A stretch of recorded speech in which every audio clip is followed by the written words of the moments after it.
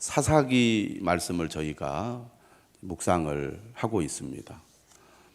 지난번에 우리가 출애굽기 말씀 묵상하고 그 다음에 최소한 여호수아를 묵상한 다음에 사사기로 와야 되는데 곧바로 출애굽기에서 사사기로 건너뛰었기 때문에 약간 혼란스러울 수도 있습니다. 하지만 우리가 구약 이스라엘 백성들의 역사를 전체적으로 이해를 하면 크게 어려움이 없으리라고 봅니다.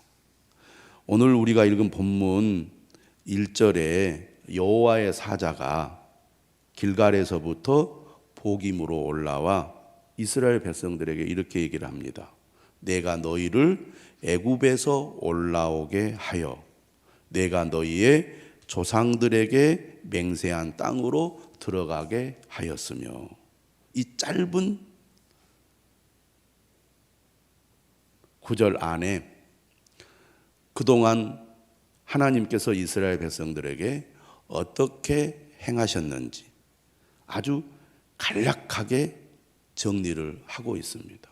애굽에서 구원을 받은 사건과 이스라엘 백성들이 광야에서 가나안으로 들어간 사건을 이 문장으로 아주 간략하게 요약을 해주고 있습니다. 내가 너희를 애굽에서 올라오게 하여 내가 너희의 조상들에게 맹세한 땅으로 들어가게 하였으며, 한마디로 말하면 이스라엘 백성들은 430년 동안 애굽에서 종살이를 했지만 하나님께서 이스라엘 백성들을 애굽에서 구원해 주셨습니다.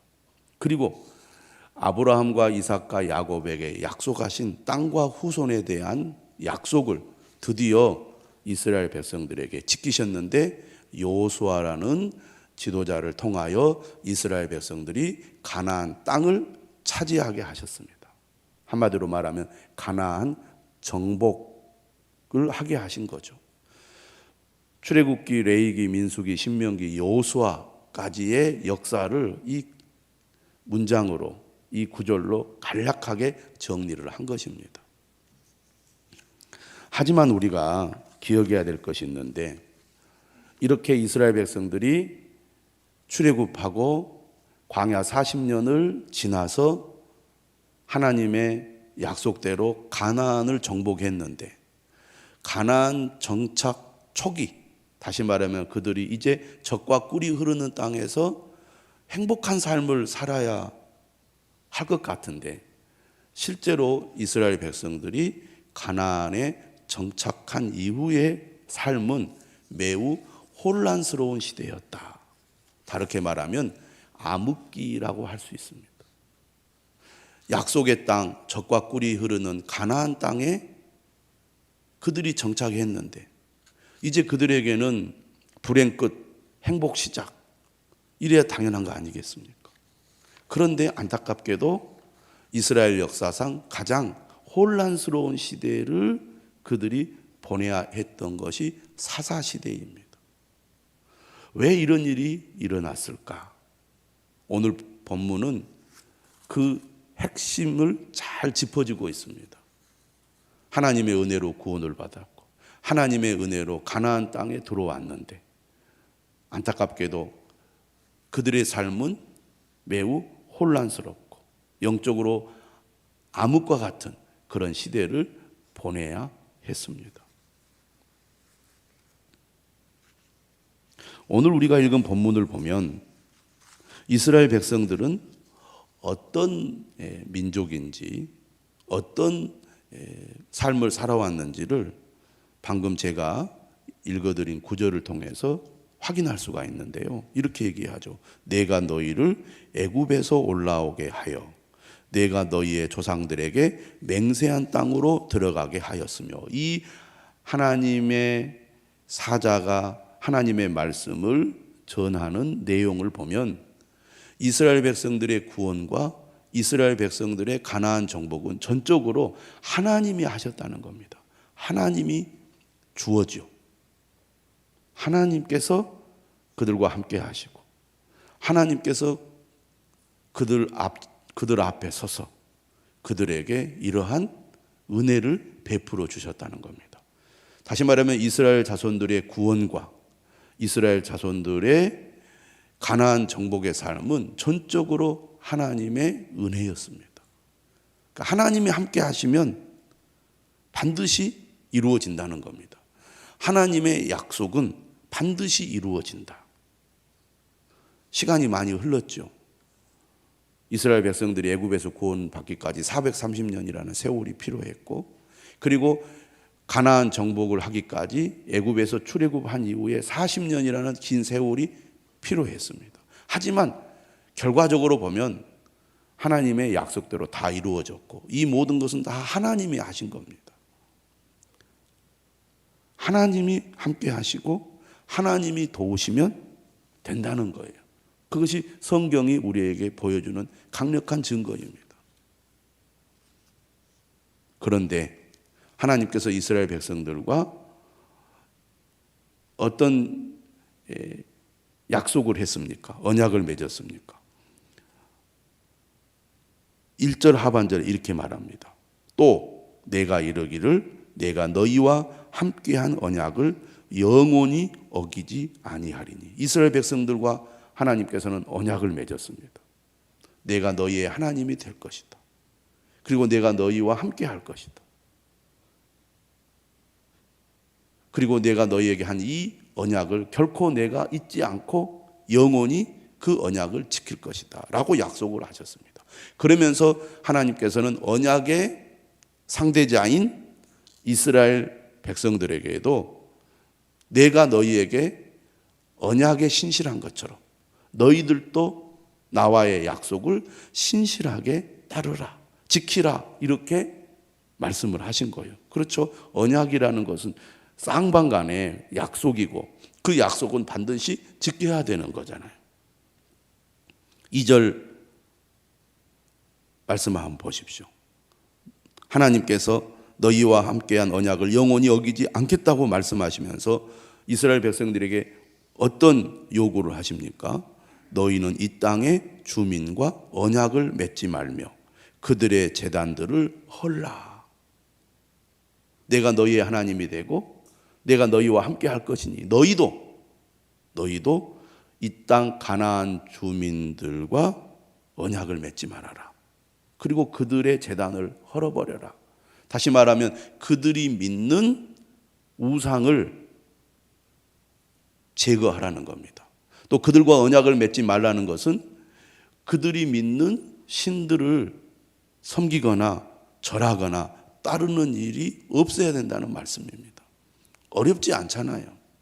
내가 너희와 함께하고 내가 너희를 책임지고 내가 너희를 돕겠다 이렇게 하나님이 약속했으면 이스라엘도 당연히 그렇게 하나님께 응답을 해야 맞지 않겠습니까? 그리고 만약 그런 관계가 잘 유지되었더라면 이스라엘 백성들은 사사기 시대의 혼란과 암흑기를 보내지 않아도 되었을 것입니다. 그런데 하나님은 언약에 신실하셨지만 하나님과 언약을 맺은 이스라엘 백성들은 하나님과의 약속을 신실하게 지키지 않았습니다. 오늘 본문 보시기 바랍니다. 2절 후반절에 이렇게 얘기하죠. 너희가 내 목소리를 듣지 아니하였으니 어찌하여 그리하였느냐. 너희가 내 목소리를 듣지 아니하였으니 어찌하여 그리하였느냐. 하나님과의 약속을 그들이 어기고 말았습니다.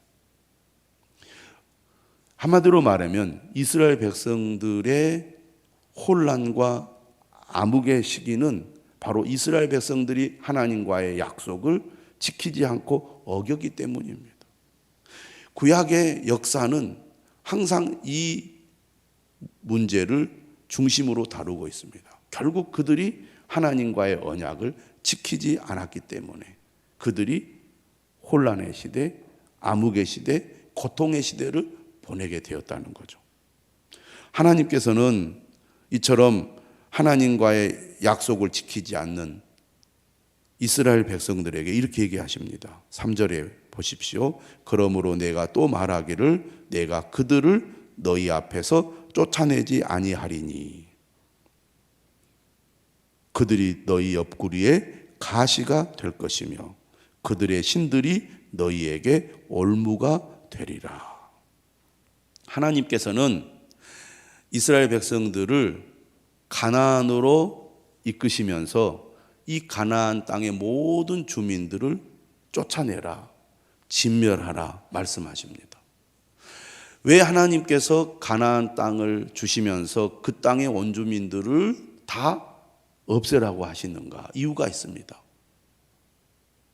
첫째는 가나안 원주민들이 믿는 이방신들, 우상을 이스라엘 백성들이 섬기지 않도록 하기 위해서입니다. 하나님께서 시내산에서 십계명을 주셨을 때 제일 첫 번째로 하신 말씀이 뭡니까? 너희는 내게 다른 신을 두지 말라. 오직 여호와 하나님만을 믿고 섬겨라. 이게 하나님과의 언약의 첫 번째 조건입니다. 그런데 가나안 원주민들은 온갖 우상을 숭배하면서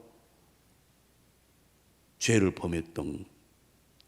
범했기 때문에 이스라엘 백성들이 그들과 교류를 하고 그들과 결혼을 하게 되면 자연스럽게 그들이 믿는 신들을 따라 섬기게 될 가능성이 많았습니다. 또 실제로 이스라엘 백성들은 애굽에서 살았잖아요. 그리고 광야 생활을 하지 않았습니까? 이제 가나안이라는 지역에 정착을 해서 농사를 짓고 목축을 해야 되는데 가나안 땅의 모든 환경이나 조건을 누가 잘합니까? 가나안 원주민들이 잘하죠. 그러니까 어떻게 보면 현실적으로 그들이 가나안에 잘 정착해서 농사도 짓고 그리고 가축을 잘 기르려면 그곳에 오랫동안 살아왔던 가나안 원주민들의 도움이 절실했을 것입니다. 경험이라는 게 중요하잖아요. 경험이 없으면 어떻게 됩니까? 시행착오를 많이 겪어야 됩니다. 어떻게 보면 인간적인 지혜로 볼 때 가나안 원주민들의 도움이 그들에게는 그들이 그곳에 빨리 정착하는데 유리했을 것입니다. 그래서 실제로 우리가 사사기 전반부를 쭉 읽어보면 그들에게 노역을 시키기 위해서 쫓아내지 않는 것을 볼 수가 있어요. 다시 말하면 하나님의 말씀에 순종하기보다는 경제적인 실익을 먼저 따진 거예요. 당장에는 그게 훨씬 더 좋다고 판단이 된 겁니다. 그래서 하나님의 말씀을 따르기보다는 가나안 원주민들을 그곳에 살게 함으로써 그들의 도움을 얻고자 했던 거죠. 왜 하나님께서 가나안 원주민들을 쫓아내려고 하셨습니까? 첫 번째는 바로 그들이 가나안 원주민들이 믿던 다른 신들, 우상을 숭배하지 않도록 하기 위해서입니다. 두 번째, 하나님께서 가나안 원주민들을 진멸하고 쫓아내라고 하시는 이유는 가나안 원주민들의 악행 때문입니다. 그들의 타락한 죄에 대한 하나님의 심판 때문이에요. 하나님께서는 이스라엘 백성들은 하나님의 심판의 도구로 사용하기 위하여 가나안 원주민들을 진멸하고 쫓아내라고 한 것입니다. 그런데 이스라엘 백성들은 이 하나님의 말씀을 듣지 않은 거예요. 그래서 그것이 당장에는 오히려 경제적인 실익이 있고 그들이 그곳에 정착하고 살아가는데 도움을 받았을지 모르지만 두고두고 그들은 이 쫓아내지 않은 가나안 주민들 때문에 계속해서 괴롭힘을 당하고 고통을 겪습니다. 그게 사사시대의 전반적인 상황이라고 볼 수가 있습니다. 그리고 그것이 사사시대에만 머물러 있지 않고 왕정시대, 다시 말하면 사울왕이나 그 이후의 왕정시대에도 끊임없이 이 가나안 주민들의 침략과 괴롭힘을 당하면서 고통스러운 삶을 사는 거예요. 그때 하나님 말씀대로 다 쫓아냈더라면 우리가 이런 일을 겪지 않을 텐데 라는 후회가 나올 수밖에 없었습니다. 그것이 오늘 3절의 말씀이요. 내가 그들을 너희 앞에서 쫓아내지 아니하리니 그들이 너희 옆구리에 가시가 될 것이며 그들의 신들이 너희에게 올무가 되리라. 여러분, 하나님 말씀대로 우리가 순종하지 않게 되면 당장에는 그게 내게 좋게 보이고 내게 이득이 될 것처럼 보이는 것이 결과적으로는 그게 우리에게 가시가 되고 올무가 된다는 거예요. 너희들이 앞으로 내 말에 불순종한 결과 얼마나 너희들이 고통을 겪을지 아느냐? 이렇게 말씀했을 때 이스라엘 자손들의 반응을 보십시오. 4절입니다. 여호와의 사자가 이스라엘 모든 자손에게 이 말씀을 이름에 백성이 소리를 높여 운지라. 그들이 겪게 될 앞으로의 그 시련과 고난을 생각하니까 정말 슬프고 자신들이 얼마나 하나님 앞에 잘못했는지가 깨달아지는 거죠. 그래서 그들이 회개의 울음을 터뜨린 겁니다.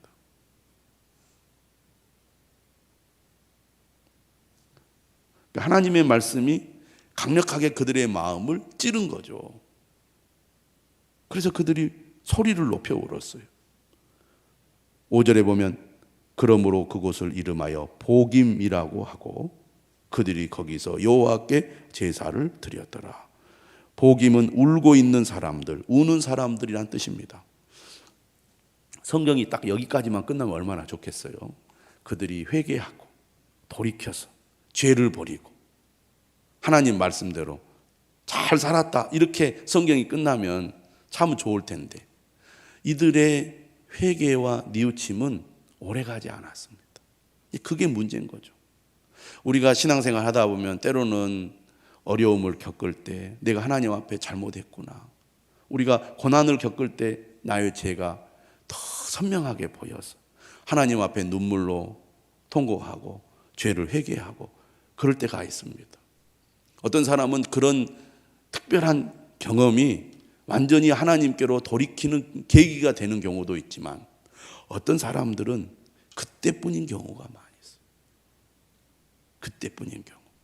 그래서 똑같은 문제들을 계속 반복해서 겪고 결국에는 하나님 앞으로 가까이 나아가지 못하고 하나님으로부터 더욱 멀어지는 그런 경우들을 우리가 많이 봅니다. 이스라엘 백성들, 특별히 사사기 시대의 이스라엘 백성들이 그랬다는 거죠. 어떻게 해서 이런 일이, 왜 이스라엘 백성들이 이렇게 불순종하는 백성들이 되었고 가시와 올무로 말미암아 고통을 겪는 신세가 되고 말았을까? 이게 사사기 시대 전반의 삶인데 이렇게 된 배경에는 무엇이 있는가? 오늘 본문 6절 이하에 잘 말해주고 있습니다. 이렇게 시작하죠. 전에. 그러니까 이런 일이 일어나기 전에 어떤 일이 있었느냐에 대해서 말합니다. 여호수아가 백성을 보내매 이스라엘 자손이 각기 그들의 기업으로 가서 땅을 차지하였고, 이건 가나안 정복 사건을 요약해 주는 말씀입니다. 여호수아 이야기죠. 여호수아라는 강력한 지도자를 통하여 이스라엘 백성들 각 지파들은 그들이 이제 분배받은 땅을 정복했습니다. 그리고 7절에 보면 백성이 여호수아가 사는 날 동안과 여호수아 뒤에 생존한 장로들, 곧 여호와께서 이스라엘을 위하여 행하신 모든 큰 일을 본 자들이 사는 날 동안에 여호와를 섬겼더라. 여호수아가 사는 날 동안에는 이스라엘 백성들이 여호와를 섬겼습니다. 또 여호수아와 함께 가나안 정복을 했던 이스라엘의 장로들, 그들이 살아있는 동안에 이스라엘 백성들은 하나님을 잘 섬겨온 것이죠. 그때까지는 이스라엘이 괜찮았던 겁니다. 문제는 그 다음이죠. 여호수아가 8절에 보니까 110세에 죽게 됩니다. 그리고 10절에 보면 그 세대의 사람도 다 그 조상들에게로 돌아갔습니다. 하나님께서 그들 가운데 행하신 일들을 경험했던 세대들이 세상을 다 떠났어요. 그리고 그 후에 일어난 다른 세대, 다시 말하면 하나님께서 이스라엘 백성들을 애굽에서 구원해 주신 것과 그리고 그 광야의 힘든 과정을 겪었던 세대들, 그리고 가나안을 정복했던 그 경험을 했던 모든 사람들이 다 세상을 떠나고 하나님의 은혜와 도우심을 전혀 경험해 보지 못한 세대들이 이제 남아서 가나안을 이제 지키며 살아갈 때 어떤 일이 일어납니까? 이렇게 말합니다. 그 후에 일어난 다른 세대는 여호와를 알지 못하며 여호와께서 이스라엘을 위하여 행하신 일도 알지 못하였더라. 하나님이 어떤 분이신지, 하나님이 어떤 일을 행하셨는지를 전혀 알지 못한 세대가 등장한 이후에 이스라엘에 어떤 변화가 일어납니까? 바로 11절에 얘기합니다. 이스라엘 자손이 여호와의 목전에 악을 행하여 바알들을 섬기며 애굽 땅에서 그들을 인도하여 내신 그들의 조상들의 하나님 여호와를 버리고 다른 신들 곧 그들의 주위에 있는 백성의 신을 따라 그들에게 절하여 여호와를 진노하게 하였으되. 하나님을 모르니까, 하나님의 은혜와 능력을 경험하지 못하다 보니까 금방 방향을 전환하고 말았습니다. 그 결과 그들은 혼란의 시대, 암흑의 시대를 맞이하게 된 겁니다.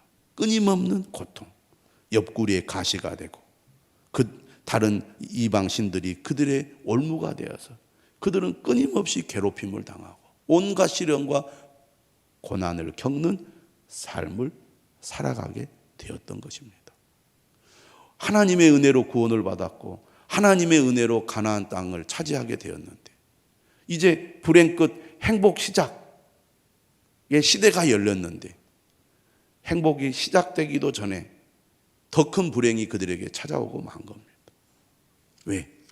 하나님을 알지 못하고 하나님이 행하신 일을 알지 못하는 세대가 하나님을 떠나 우상을 섬기는 길로 가버렸기 때문입니다. 안타까운 일이죠.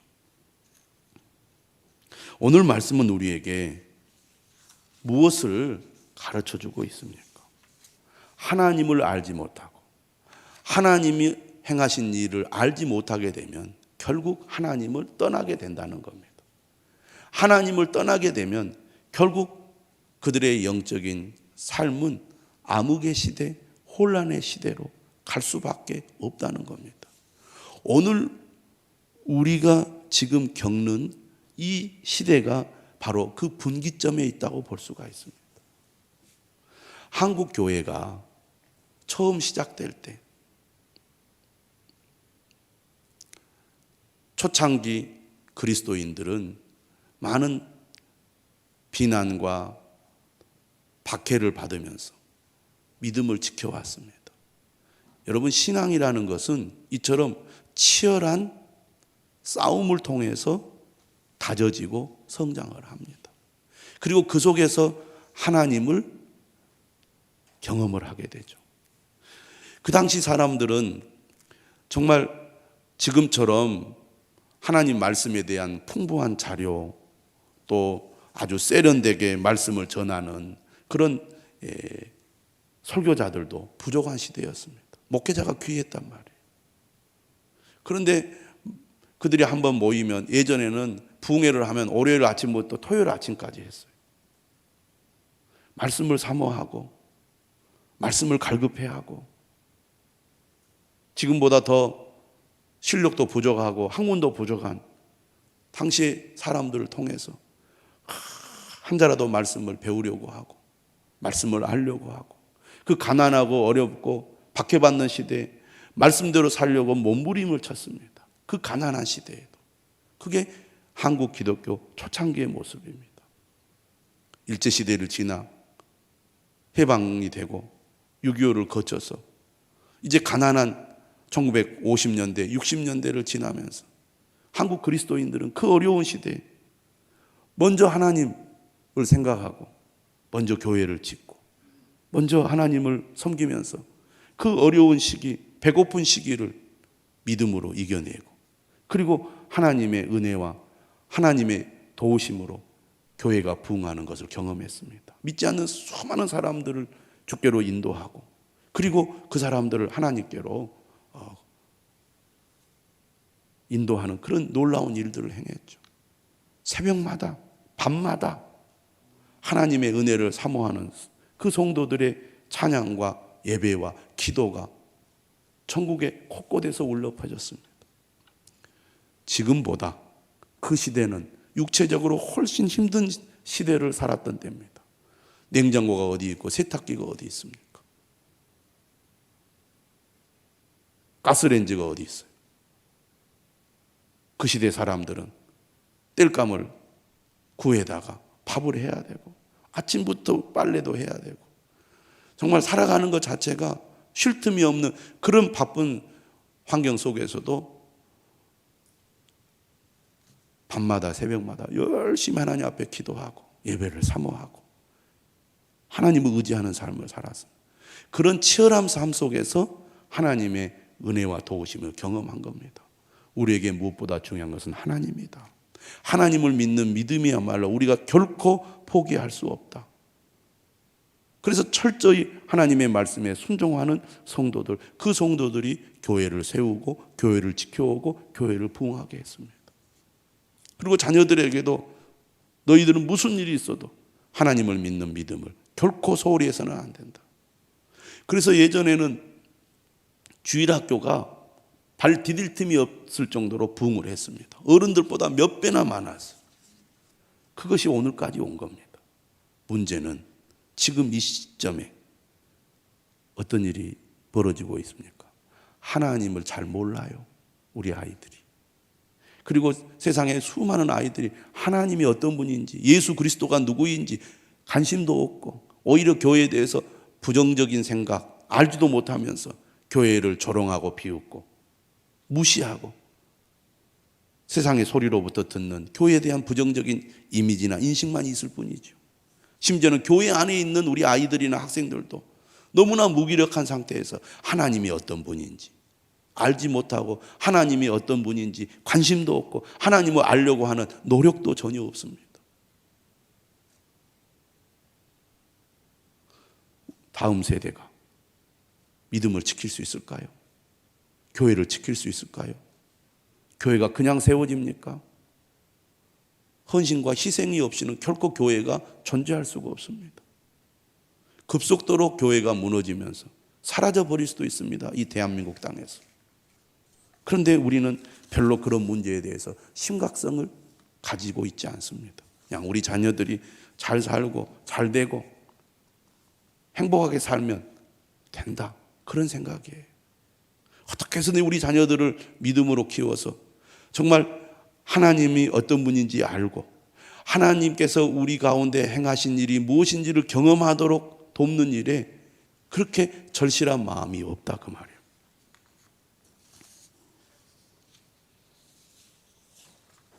호세아 6장 3절은 말합니다. 호세아 선지자는 북이스라엘의 선지자죠. 이스라엘이 북왕국 이스라엘이 멸망하던 그 시기에 하나님의 선지자로 부름을 받았던 사람입니다. 그가 한 말이 유명하죠. 그러므로 우리가 여호와를 알자. 심써 여호와를 알자. 하나님이 어떤 분인지 알아야 하나님을 믿고 섬깁니다. 그런데 우리가 하나님을 알려고 하는데 별로 관심이 없어요. 지금 우리 기성세대들부터. 제가 성도들을 이렇게 양육을 하거나 제자훈련을 하면 금방 태도가 달라집니다. 왜? 말씀이 들어오니까 태도가 달라지게 돼요. 말씀을 가까이 하고 접할수록 믿음이 살아나고 회복되는 것을 경험하게 됩니다. 그런데 말씀이 멀어지면요, 금방 믿음이 약해져요.